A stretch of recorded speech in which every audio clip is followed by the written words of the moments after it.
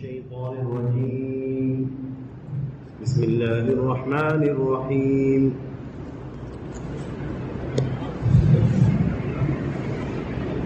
وعباد الرحمن الذين يمشون على الأرض هونا وإذا خاطبهم الجاهلون قالوا سلاما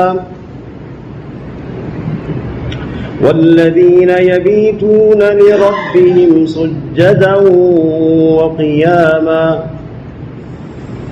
والذين يقولون ربنا اصرف عنا عذاب جهنم إن عذابها كان غراما إنها ساءت مستقرا ومقاما صدق اللہ العظیم۔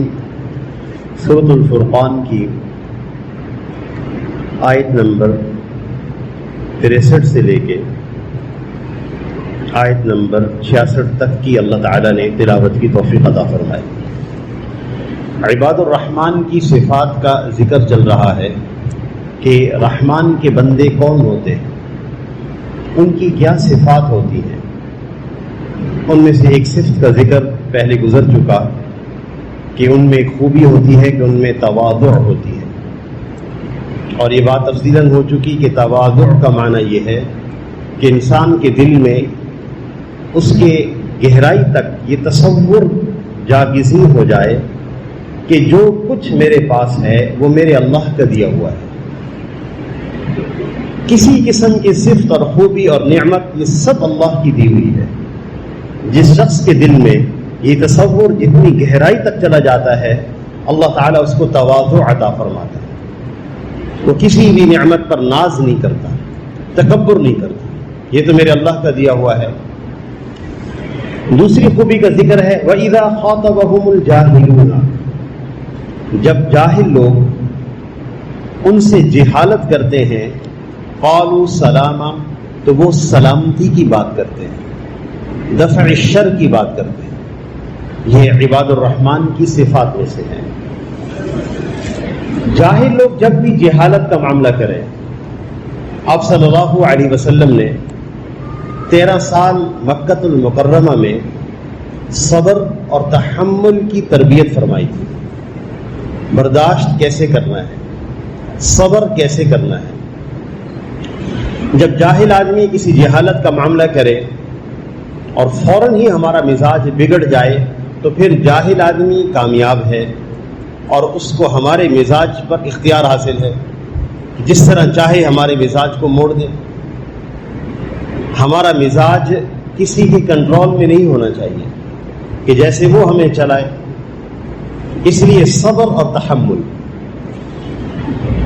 انسان جب بھی کسی ایسی چیز کو دیکھتا ہے جو اس کے خلاف مزاج ہوتی ہے تو اس کی طبیعت میں ایک بڑی تیزی سے تبدیلی آتی ہے، ایک ابال سا اٹھتا ہے جس کو غصہ کہا جاتا ہے، اور اللہ رب العزت ہی نے یہ صفت کو انسان کے اندر رکھا ہے۔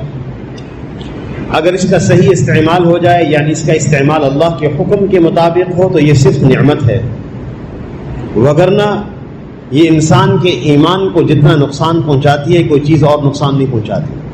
جیسا کہ آپ صلی اللہ علیہ وسلم کا ارشاد ہے ان الغضب لیفسد الایمان کما یفسد الصبر العسل، بے شک غصہ ایمان کو فاسد کر دیتا ہے جیسے ایلوا یا حنظل شہد کو فاسد کر دیتا ہے۔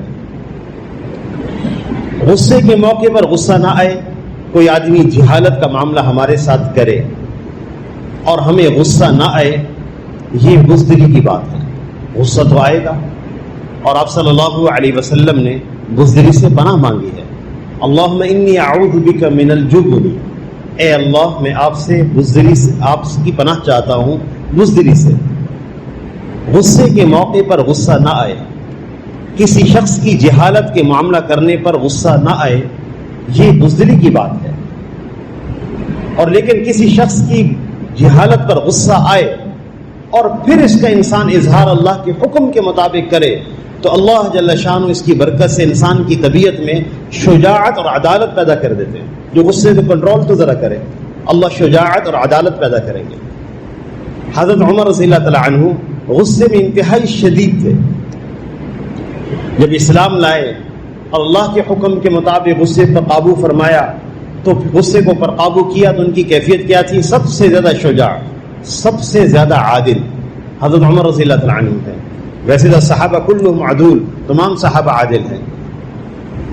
جب یہ ہجرت فرمانے لگے تو سب لوگ تو چھپ چھپ کے ہجرت کر رہے تھے، انہوں نے علی الاعلان ہجرت کی اور حرم میں تشریف لے گئے، طواف کیا، نوافل ادا کیے. پھر قریش مکہ کے صنادید جو سرداران تھے ان کے سامنے جا کر فرمایا جس کو شوق ہو کہ اس کی بیوی بیوہ ہو جائے اور اس کی ماں بے فرزند رہ جائے تو وہ میرے سامنے آ جائے اور سن لو کہ میں ہجرت کر رہا. اللہ جل شانہ نے اتنی شجاعت عطا فرمائی. جتنا زیادہ غصہ ہوگا طبیعت میں، اگر اس پر اللہ کے حکم کے مطابق قابو پانا سیکھ گئے، اتنی اللہ شجاعت قلوب میں پیدا فرما دیں گے. حضرت تھانوی رحمۃ اللہ علیہ فرماتے تھے اگر کوئی آدمی اپنے غصے کا اظہار اللہ کے حکم کے مطابق کرے، یعنی غصے پر کنٹرول کرنا سیکھ جائے، تو اللہ تعالیٰ اس مقام پر پہنچا دیتے ہیں جس پر فرشتے بھی رش کرتے ہیں. اس مقام پر انسان پہنچ جاتا ہے. بہترین غصہ وہ ہوتا ہے جو اللہ کے لیے ہو. آپ صلی اللہ علیہ وسلم کو سخت غصہ آتا تھا جب اللہ کا حکم ٹوٹتا تھا، بہت شدید غصہ آتا تھا.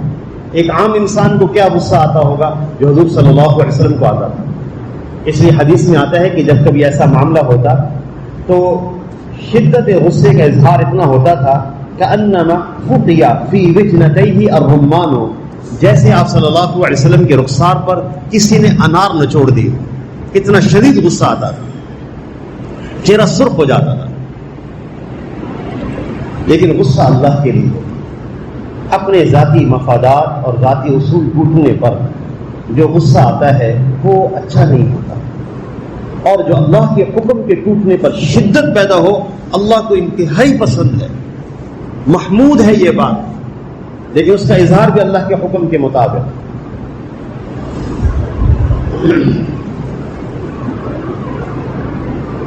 علماء فرماتے ہیں کہ جب آدمی کو شدت غصہ آئے اپنے ذاتی اصولوں کے ٹوٹنے پر تو اس پر تحمل کر لے، برداشت کر لے. لیکن بعض طبائع ایسی ہوتی ہیں وہ بغیر غصے کے، بغیر ڈانٹ کے ان کی تربیت نہیں ہو پاتی.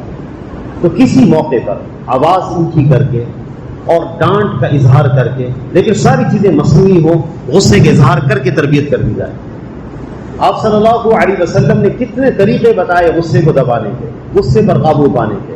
ایک صحابی آئے کہنے لگے یا رسول اللہ عظنی واوجز، مختصر سی نصیحت فرما دیں. آپ صلی اللہ علیہ وسلم نے ارشاد فرمایا لا تغضب، غصہ مت کیا کرو. آپ صلی اللہ علیہ وسلم کے سامنے دو آدمی لڑنے لگے، غصہ شدت ہو گئی دونوں حضرات میں. آپ نے فرمایا انی اعلم کلمۃ لو قالها ليجد عنه ما ذهب، میں ایک ایسا کلمہ جانتا ہوں اگر یہ آدمی کہہ لے تو جو اس کو کیفیت اس پر آ رہی ہے اللہ پاک وہ کیفیت دور فرما دیں گے. تو آپ نے فرمایا وہ کلمہ ہے اعوذ باللہ من الشیطان الرجیم. جب غصہ آئے تو یہ کلمہ پڑھا جائے. اور پھر آپ صلی اللہ علیہ وسلم کا ارشاد ہے کہ جس شخص کو غصہ آئے اس کو چاہیے کہ وضو کر لے. اور پھر اس جگہ ارشاد فرمایا جو آدمی کھڑا ہو بیٹھ جائے، جو بیٹھا ہو لیٹ جائے. کتنے راستے بتائے، کتنی گہرائی تھی نبی صلی اللہ علیہ وسلم، کتنے حساس تھے اپنے صحابہ کرام کی تربیت کے بارے میں. یہ کیفیات ہمارے اندر بھی ہونی چاہیے. ہمارے جو ماتحت لوگ ہیں، ہماری جو اولاد ہے، ہمارے جو بچے ہیں، ان کی کیفیت پر نگاہ ہو. آپ صلی اللہ علیہ وسلم گزر رہے ہیں، ابو بکر صدیق رضی اللہ تعالیٰ عنہ سخت غصے میں ہیں، اپنے خادم پہ سخت ناراض ہو رہے ہیں. آپ وہاں رکے، چھوٹا سا جملہ ارشاد فرمایا، ایک دم سے غصہ ان کا ہوا ہو گیا. آپ نے فرمایا اللہ اقدر علیک منہ، جتنی تمہیں اس پر قدرت ہے اللہ کو کہیں زیادہ، اس سے زیادہ، کہیں زیادہ آپ پر اللہ کو قدرت ہے. لیکن کتنی باتیں اللہ تعالیٰ نے آپ کی معاف کی ہوئی ہیں. ابو بکر صدیق رضی اللہ عنہ کا غصہ فوراً ٹھنڈا ہو گیا. اللہ جل شانہ کو بہت زیادہ قدرت حاصل ہے، لیکن کتنے مواقع پر اللہ تعالیٰ ہمیں معاف فرماتے ہیں. تو اپنی ماتحت لوگوں کی اس کیفیت پر نگاہ رکھی جائے، تربیت کی جائے. اچھا، ایک عادت ہے جہالت کے مقابلے میں یہ گالی دینا. ایک مزاج ہے معاشرے کا، جب تک گالی نہ دی جائے غصہ ٹھنڈا نہیں ہوتا۔ آپ صلی اللہ علیہ وسلم کا ارشاد ہے سباب المسلم فسق، مسلمان کو گالی دینا حکم عدولی ہے۔ اچھا، پھر گالی دینا کسی کے ایسی شخصیت کے بارے میں جس سے انسان محبت کرتا ہو، جس کی وجہ سے گھروں میں بھی مزاج پھٹن آ رہی ہے، سیاسی اختلافات ہیں، یا ہر گھر کے اندر کسی بھی گھر میں اگر 5 سے 6 افراد رہتے ہیں، سیاسی اعتبار سے مختلف جہتیں ہوتی ہیں، طبیعت کے اعتبار سے، اور اسی طرح روحانی اعتبار سے مختلف جہتوں کی طرف لوگ چل رہے ہوتے ہیں، اور یہ پھر جب آدمی ان کے کسی سیاسی رہنما کو گالی دے یا کسی ان کے روحانی رہنما کو گالی دے تو دل پھٹ جائے گا، یہ خاندانی قرابتیں ختم ہو جائیں گی، تعلقات منقطع ہو جائیں گے۔ بت پرستی سے بڑا کون سا جرم ہو سکتا ہے؟ ان الشرک لظلم عظیم، شرک سب سے بڑا ظلم ہے، اور بت پرستی سے اللہ بیزار، اس سے بڑی بیزاری کیا ہو سکتی ہے جو اللہ تعالیٰ کو بت پرستی سے بیزاری ہے۔ لیکن اس کے باوجود آپ صلی اللہ علیہ وسلم اور آپ کے اصحاب کو یہ بات فرمائی گئی وَلَا تَسُبُّوا الَّذِينَ يَدْعُونَ مِن دُونِ اللَّهِ فَيَسُبُّوا اللَّهَ عَدْوًا بِغَيْرِ عِلْمٍ۔ اے رسول اللہ صلی اللہ علیہ وسلم اور آپ کے اصحاب، ساری امت مخاطب ہے، آپ گالی نہ دیں ان کو جو اللہ کے غیر کی عبادت کرتے ہیں، ان کی بتوں کو گالی نہ دیں، دلیل سے ضرور بات کریں، دلیل سے توحید کی ادلہ بیان کرنا، شرک کو رد کرنا، لیکن گالی نہ دیں۔ فَيَسُبُّ اللَّهَ عَدْوًا بِغَيْرِ عِلْمٍ، یہ اپنی لاعلمی سے آپ کی اللہ کو گالی دیں جس سے تم پھر برداشت نہیں کر سکو گے۔ اس کی زبان پر قابو پایا جائے۔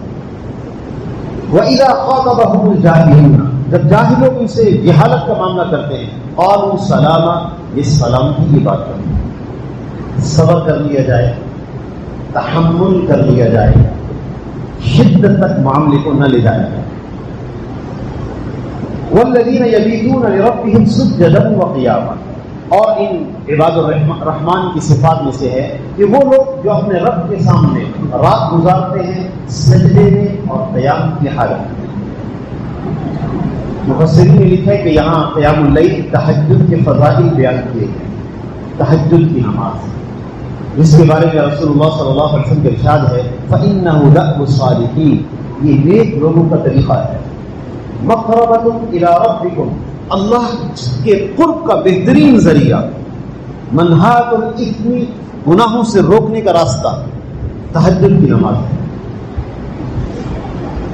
قرآن پاک کی ایک آیت تہجد کی نماز کے بارے میں نازل ہوئی ہے ان ناشئۃ اللیل ہی اشد وطئا واقوم قیلا، بے شک رات کو اٹھنا نفس کو خوب کچلنے والا ہے اور اس وقت سیدھی بات نکلتی ہے۔ مفسرین نے لکھا ہے کہ ظاہری طور پہ بھی انسان متوجہ ہوتا ہے، قلبی اعتبار سے بھی آدمی کا تعلق اللہ کی ذات سے بن رہا ہوتا ہے، اس نماز میں جی لگتا ہے۔ یہ نماز ایسی ہے تہجد کی نماز، اس نماز میں غفلت ہے بہت زیادہ، ایک تو رات کو دیر سے سونے کی عادت پختہ ہوتی ہے۔ پہلے بھی مسئلہ تھا جب سے کورونا پیش آیا ہے اور جب سے ہمارے یہاں مدارس اور اسکول کی تعلیم کھلی ہے، ہمارا چونکہ تعلیم کے شعبے سے تعلق ہے، مسلسل والدین سے ہم الجھ رہے ہیں، وہ کہتے ہیں ہم کیا کریں، یہ رات کو نہیں سوتے، عادت بن گئی ہے، رات کو دیر تک جاگیں، اور پھر مختلف چیزیں سوشل میڈیا پہ دیکھیں جس کے سبب سے اذہان میں انتشار پیدا ہو جائے گا، شدت انتشار۔ ہمارا نوجوان اتنا انتشار کے اندر مبتلا ہے کہ تصور نہیں کر سکتے، انتشار ہی انتشار۔ رات کو دیر سے سونا اور صبح جلدی نہ جاگنا، اس کا عمومی مزاج بن گیا ہے اور کورونا سے مزید بن گیا ہے۔ ان ناشئۃ اللیل اشد وطئا، اچھا آپ صلی اللہ علیہ وسلم نے کتنے فضائل بیان کی اس نماز کے بارے میں کہ افضل الصلاۃ بعد الفریضۃ صلاۃ قیام اللیل، فرائض کے بعد سب سے افضل نماز تہجد کی نماز ہے، فرائض کے بعد۔ اچھا یہ نماز ایسی ہے جس پر آپ صلی اللہ علیہ وسلم اور تمام صحابہ کرام نے مداومت کی ہے۔ آپ کی بڑی نگاہ رہتی تھی صحابہ کرام پر کہ کون تہجد کی نماز نہیں پڑھتا، عبداللہ بن عمر رضی اللہ تعالیٰ عنہ تہجد کی نماز کا اہتمام کرتے تھے. کسی وجہ سے کسی عارض سے نماز چھوٹ گئی اور آپ صلی اللہ علیہ وسلم کی طرح ہو گئے, تو آپ نے ایک ان کی بہن سے فرمایا. یہ بھی تربیت کا طریقہ ہے. قبائل مختلف ہوتی ہیں, کسی کو چھوٹی سی بات پہنچا دی جائے تو وہ قبول ہو جاتی ہے, کسی کو سختی سے کہا جائے تو بات نہیں بنتی. آپ نے ان کی بہن سے فرمایا, یعنی اپنی اہلیت حضرت حفصہ سے زوجہ مطہرہ رضی اللہ عنہا سے, کہ عبداللہ بن عمر بڑے اچھے آدمی ہیں, لیکن اگر تہجد کی نماز نہ چھوڑ دیں. آپ نے چھوٹا سا جملہ فرمایا. ان کی ہمشیرہ نے یہ پیغام ان تک پہنچایا, فرمانے لگے انشاءاللہ میں تہجد کی نماز نہیں چھوڑوں. آپ صلی اللہ علیہ وسلم اپنی بیٹی حضرت فاطمہ کو اور حضرت علی کرم اللہ وجہہ کو تہجد کی نماز کے لیے جگاتے تھے. تو ایک دن آپ نے ان کو جگایا تو حضرات شاید تاخیر ہو رہی اٹھنے میں, تو آپ نے فرمایا آپ لوگ اٹھ نہیں رہے. حضرت علی کرم اللہ وجہہ نے فرمایا جتنا اللہ پاک ہمیں سلاتے اتنا ہم سوتے ہیں. آپ نے فرمایا انسان بہت جھگڑالو ہے, بہت جھگڑا کرنے والا ہے.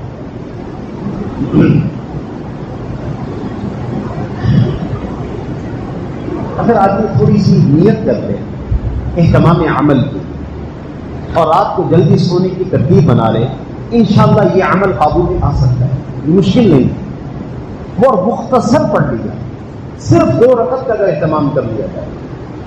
آپ صلی اللہ علیہ وسلم کا ارشاد ہے ایھا الناس افشوا السلام واطعموا الطعام وصلوا الارحام وصلوا باللیل والناس نیام تدخلوا الجنۃ بالسلام.